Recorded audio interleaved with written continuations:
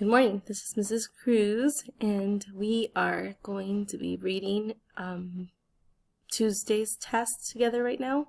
So that's going to include pages 10 to 18 of chapter 4, and we're going to answer text pending question number 2. So if you read with us yesterday, we kind of left off in the part where we hear a story from TJ, and we know that TJ is telling them about someone who was tarred and feathered.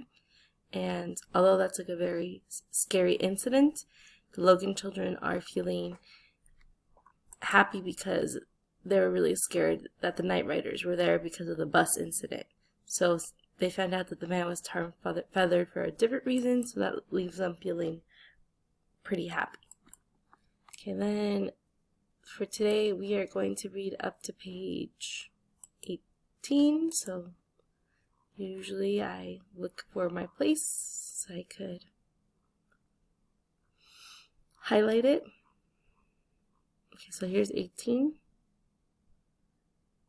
We can't leave without Stacy, I said. That's going to be where we leave off. Okay. And as we know, we're looking for question number 2 right now. So number 2 is, why do the Logan children break their parents' rules? Okay, so we'll look for evidence of that. Okay, here's where we left off yesterday. Take this out. So little man shivers with excitement and says, I wish I could have seen him. And if you remember from yesterday, he's talking about the Night Riders. Okay.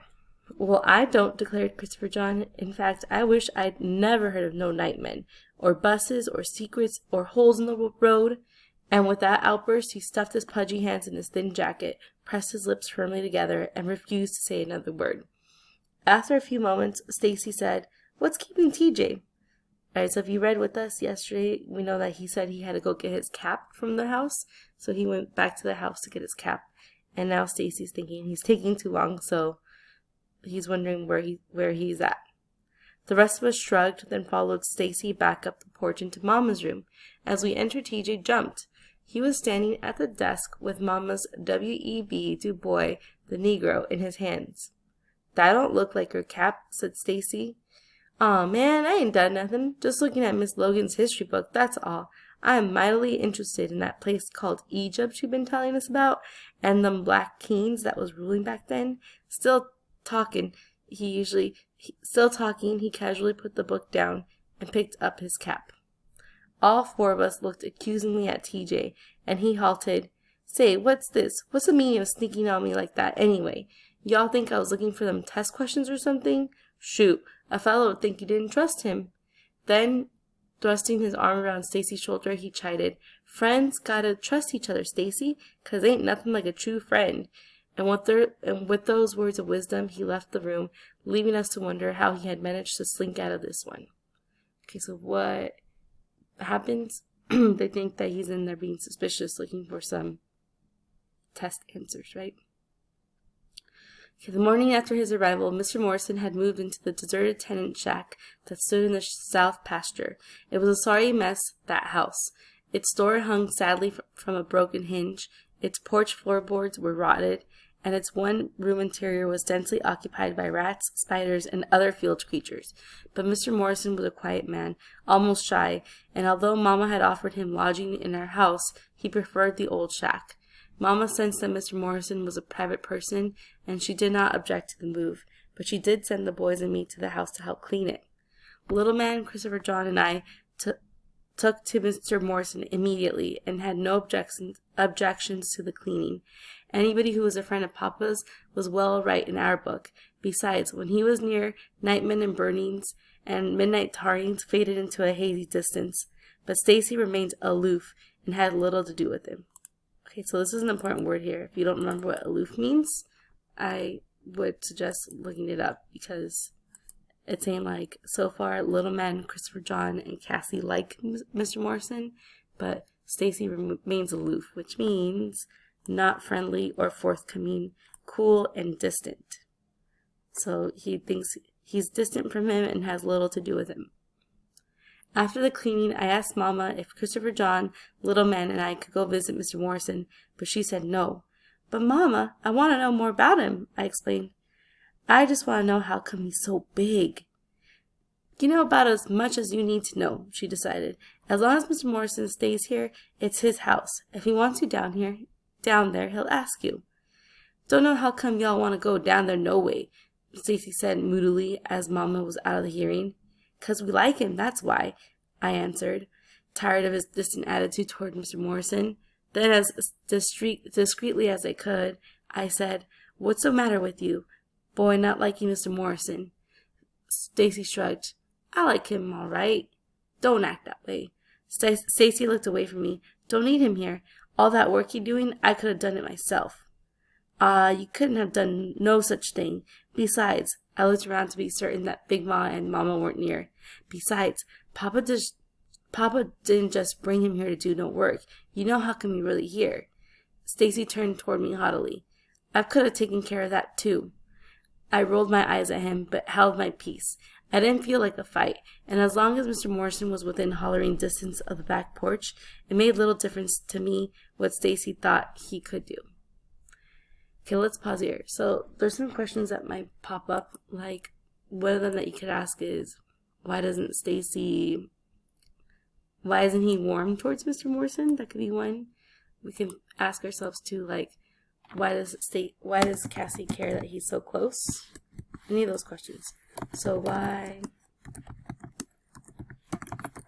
does Cassie like that Mr. Morrison is within shouting distance?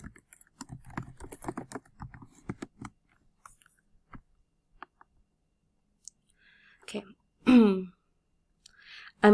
I sure wouldn't want that big old man staying at my place, TJ said on the way to school. I bet you got mad one time.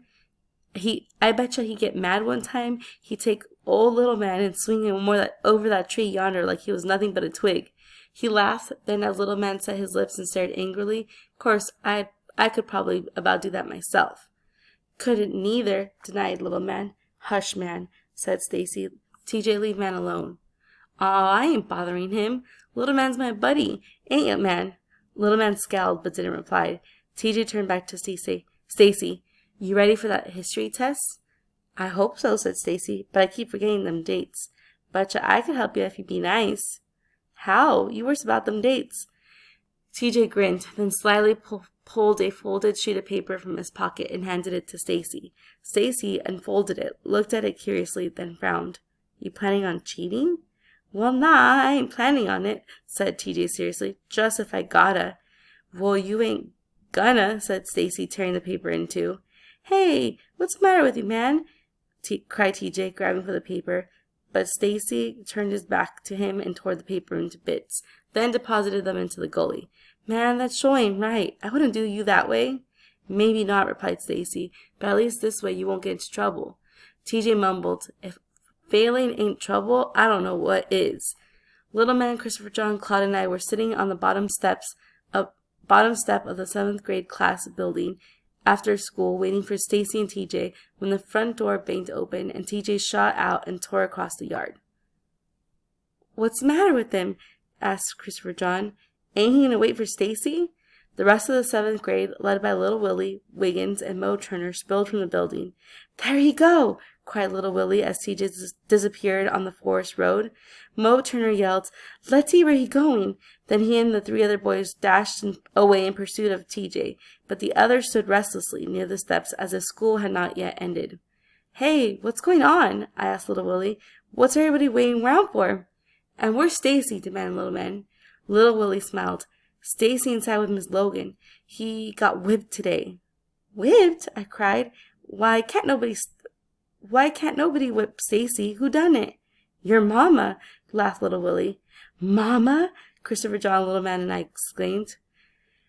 Okay, so if you kind of ask yourself what's going here, we know that TJ just runs out of nowhere. People are chasing after him to see where he's going, And then they're just informed that Stacy was spanked by his own mom, which we know is also his teacher. Little Willie nodded. Yup, in front of everybody. I swallowed hard, feeling very sorry for my older brother. It was bad enough to be whipped in front of 30 others by a teacher, but to get it by one's own mother, now that was downright embarrassing. Why'd Mama do that? Asked Christopher John. She caught him with cheat notes during the history examination. Mama knows Stacy wouldn't cheat, I declared. Little Willie shrugged. Well, whether she knowed it or not, she sure enough whipped him. Of course, now she gave him a chance to get out of it when he said he wasn't cheating, and when she asked him how he got them cheat notes. But Stacy wouldn't tell on old TJ, and you know good and well old TJ wasn't about to say the notes was his. Cheat notes? Sorry.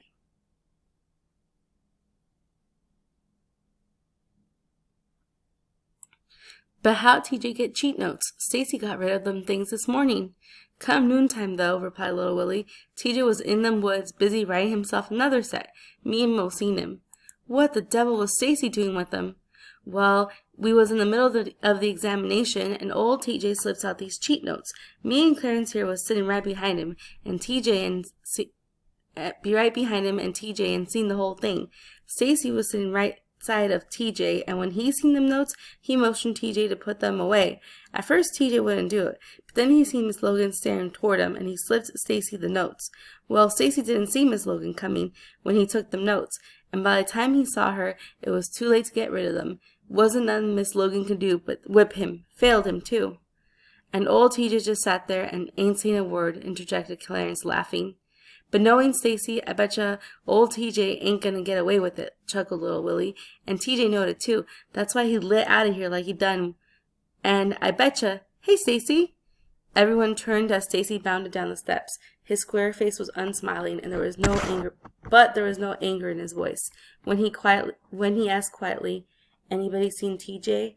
All the students answered at once, indicating that TJ had headed west toward home, then surrounded Stacy as he started across the lawn. Christopher John, Little Man, Claude, and I followed. When we reached the crossroads, Mo Turner was waiting. TJ went down to the Wallace store, he announced. Stacy stopped, and so did everyone else. Stacy stared past Jefferson Davis, then back down the road toward Great Faith. Looking over his shoulder, he found me and ordered, Cassie, you and Christopher John and Man go on home. You come too, I said, afraid of where he was going. I got something to take care of first, he said, walking away. Mama gonna take care of you too, I hollered after him. You know she said we wasn't supposed to go down there, and when she find out, she gonna wear you out again. Papa too. But Stacy did not come back. For a moment, Little Man, Christopher John, Claude, and I stood watching Stacy and the others heading swiftly northward. Then Little Man said, I want to see what you're going to do. I don't, declared Christopher John. Come on, I said, starting after Stacy with Little Man and Claude beside me. I don't want no whipping, objected Christopher John, standing alone in the crossroads. But when he saw that we were not coming back, he puffed to join us, grumbling all the while. Okay, so we need to pause here to think. Cassie kind of mentions, because question number 2 is asking, why do they break their parents' rules? So this part is basically tells us why they do it. So take a moment to think, why are they doing this? What rule are they breaking? And so the answer at this point is that they're breaking the rule of going to the Wallace store. And if we go back to question number 2, the question is, why do they break their parents' rules? So what's making them go to the Wallace store? And we know that it all has to do with the incident with TJ. So we know that TJ was trying to cheat on a test, and all along Stacy was trying to help him avoid getting in trouble. And he was trying to get him to put away his cheat notes, right? So I'm going to highlight those pieces. So we have Stacy wouldn't tell on old TJ. And we know that TJ wasn't telling the truth, so he wasn't about to tell the mom whose notes they were. Okay, then we have the fact that Stacy was caught with cheat notes during the history examination, so that's important to answer the question.